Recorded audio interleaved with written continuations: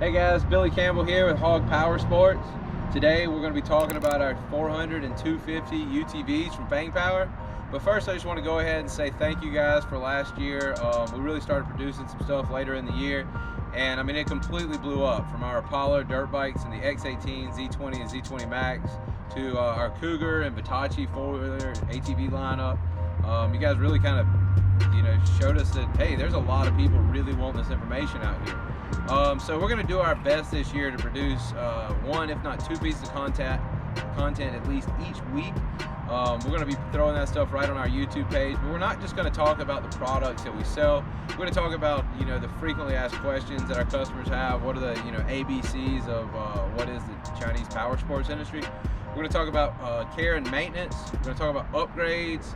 And then we're going to talk about new products coming out, things that we're seeing on the horizon. It's really a growing industry, and the product quality over, specifically the last 5 years, has just gotten, incredibly greater. Considering where we came from in like the early 2000s, where the Chinese motorsports kind of got their bad rap.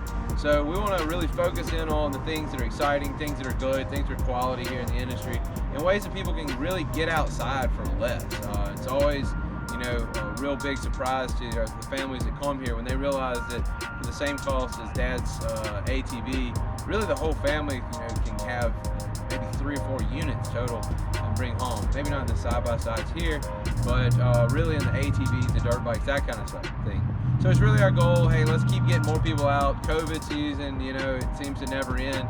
So let's just keep focusing on being outside, and we want to help you guys do that by giving you some knowledge about some of the products that are available out there for a lot lower budget than you might find at the big name guys, the Polaris, Honda, Yamaha, that kind of stuff. So with that, we're going to get started with the 400 FangPower and the 250 FangPower. Both of these are awesome units, kids and adults. Let's go right on into the 250.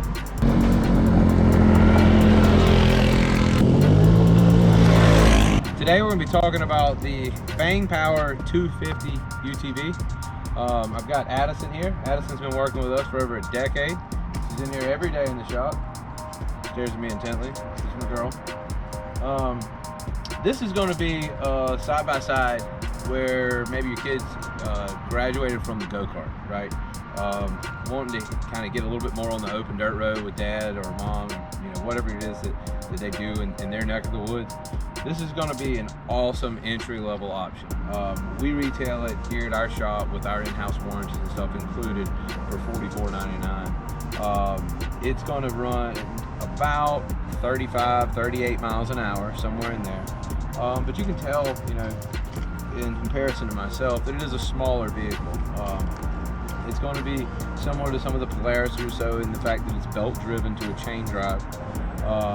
But it's going to have full independent suspension up front and standard suspension in the rear with a solid axle. These things all come standard with these rims and tires that you see here, which are pretty nice. They're going to have the LED spreader bar up front. It's going to be a super bright at night, LED lights all the way around.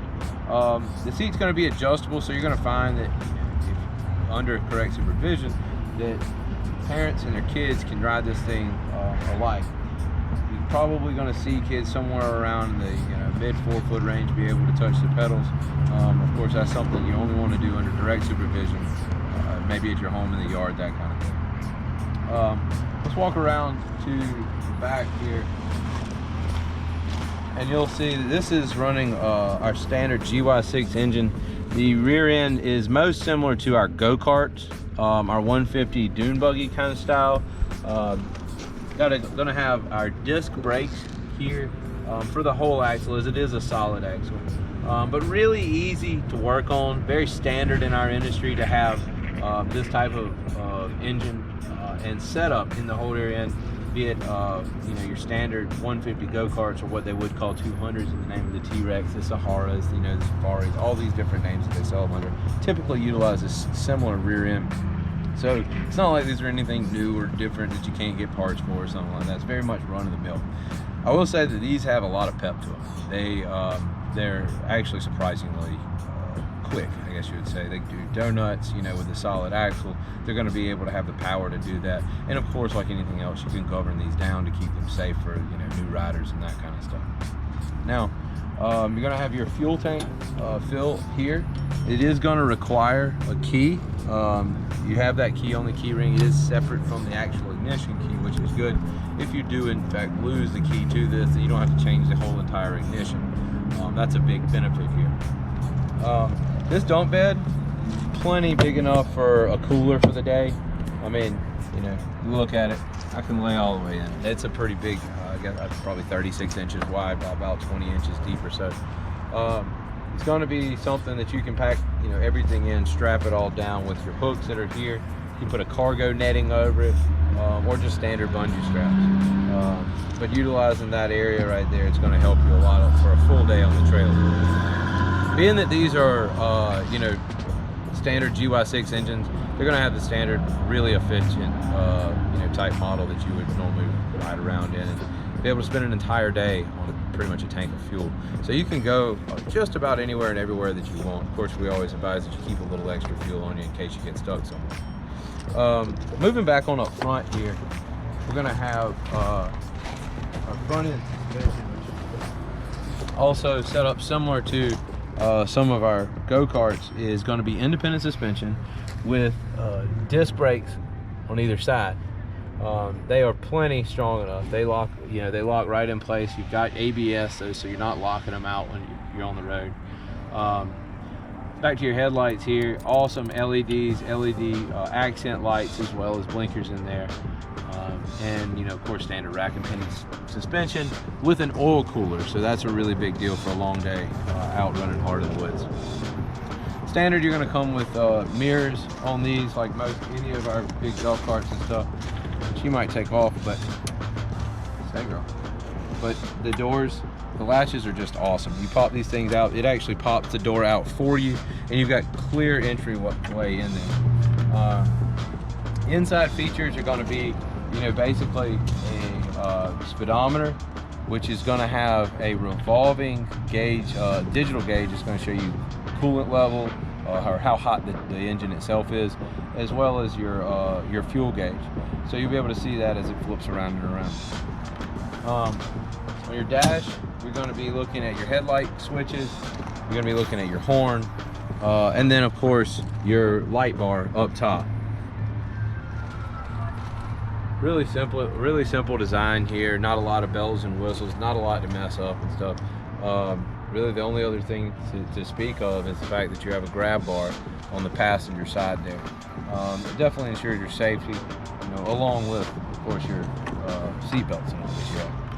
But the 2021 Dongfeng 250 UTV, something that I would absolutely love to have had when I was a kid.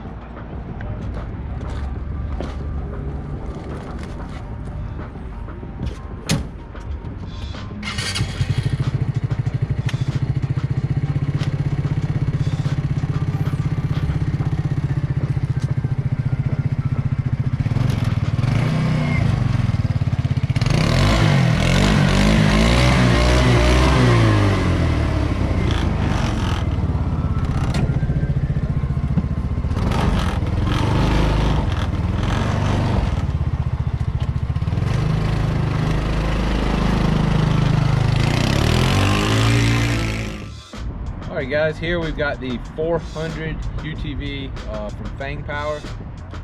This thing is pretty awesome. It's going to have much larger wheels than the 250. It's going to be in a little bit different of a frame, totally different rear end, and really drivetrain as well. As far as the body, it's going to be very similar to the 250. We'll kind of go through some of that. But I guess let's just start from the front and work our way to the back. So up front, you're going to notice that, like the 250, we have independent suspension with disc brakes on both sides. Going to be ABS, of course, as always. So you're not actually going to start sliding or whatever. But this is where the real attention is. Just an absolutely massive radiator. Not what I expected when we first put one of these things together. gonna really have a hard time getting this thing to overheat. And believe me, I tried. It doesn't work. They do a great job. It's got an electric fan in there. That's visible from around the backside. But again, LED lights, LED accents, LED turn signals. Everything here is just really, really well done. Super strong bull bar. It actually connects all the way into the frame, all the way up to the roll bars, and then all the way to the back. It's like this thing actually has a roll cage that you could roll on. It is supremely strong, very well connected, very well built. Like the other 250, these doors also just pop it, pops right out, swings right open, large entry into it. This is going to have a whole lot more leg room than you might find in the 250. It's going to have a lot. It's going to be probably about 10 inches taller than you would see on the 250 as well. We do really like the little accents here, considering it's FangPower with kind of the Fang style design here in white, not just a plain bland black seat here. Pretty awesome looking, especially for what we've got going on here. On the dash, high, low, horn, key. I turn the gauge on here. These down here in the bottom will actually shuffle. It'll show you kilometers. It shows you your temperature there, your trip and odometer, of course, and then it flips over into your fuel gauge. So all in one, you're able to kind of just see a little bit of glimpse of what's going on. Of course, turn signals, and then your lights, your main light bar and all. Super bright. Passengers, of course, have their old grab handle, and everybody's got their seat belt over here. So talk about a couple of things that we will be doing to kind of improve it a little bit.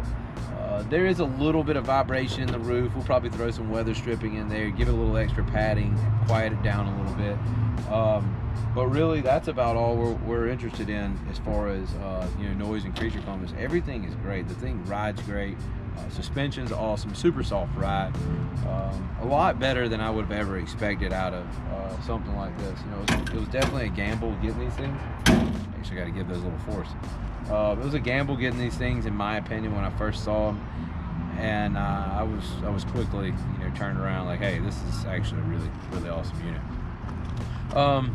Back here, you've got a storage box, bigger than you're going to have the 250, probably about 30% bigger. But you have your bars that go across this and connect and continue connecting this whole entire giant hamster wheel almost to the back, which is just, this thing's bulletproof. I don't know whatever you're hitting or what they built this thing to do, but it looks like it could actually roll and then hop back on its feet and keep going. Keyed gas tank again. That's gonna really be a separate key and stuff, so you don't have to worry about losing that as well. This is self-draining, by the way. I didn't mention that, but it's definitely self-draining. LED brake lights here, very bright brake lights.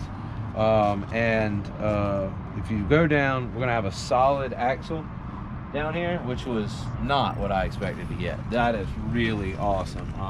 True Hawg head there. What they've actually done is they've taken a vertical piston engine with a CVT style transmission, and they've run an axle out of the final drive. Pretty awesome way to take something that they use for other applications, big scooters, stuff like that, and just turn it into an off-road type application. The one drawback, it needs a little more power. We're in the process right now to get the proper power out of this engine. They just don't send it that way. So we're gonna do a little performance review on this thing. Tell you where it came from. Tell you where we got it. Just ordered a big 36 mil carb. It's kind of a shot in the dark. Throw one at the wall. See what happens. Haven't done that yet. It does go 45 miles an hour. I was very impressed to see that. I didn't think it was going to do that.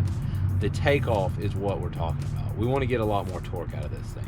With this kind of setup, with the braking ability that it has, with the size wheels, the size motor that it has, this is going to be something that we think we could really pep up. Currently, to be fair, it's a little difficult to even do a good donut. It doesn't have quite the torque to do so. Of course, the engine's big enough. transmission's big enough, the axle and everything's set up for it, but it's just not there. It needs that 20% boost, you know, really. I say that, I want you guys to know what you're getting into. I'm not here to pep up, to prop up products. I want to give you an honest review of what we've got going on. But again, it does do 45 miles an hour, so you know there's a lot to work with there. We're going to get into the tranny and that kind of stuff as well, but there's definitely more air and fuel to throw at that cylinder. One of the things that I think is important because of what people do with side-by-sides is to point this out. I didn't do it when we were inside, but actually, if you want to check it out, that way out here. Back here behind the seats, this is actually where your air intake is. I thought that was kind of interesting. Right here behind the gear shifter. So I guess your true don't get water any higher than this point is about right here at your butt. That was kind of interesting to see. I didn't really expect that. Glad they piped it up a little bit for sure. Thought it was going to be lower at least, but you know, I think that's a pretty fair height. That's about 24 inches. If you're in more than that in a Chinese-made UTV, I don't know what you're doing. Maybe you're putting it to the straight test. But you know, overall, this is a great bang for the buck. These are around. You can find them, you know, probably put it together yourself. No, you know, online warranty for cheaper, but we offer in-house warranty here and everything. It's, you know, in the mid 6,000 range. But you know, this is an absolute heck of a vehicle, especially compared to what you get for other money. Anyhow, this is going to be the FangPower UTV side-by-side. You know, a couple of videos of the sound here, and off we go.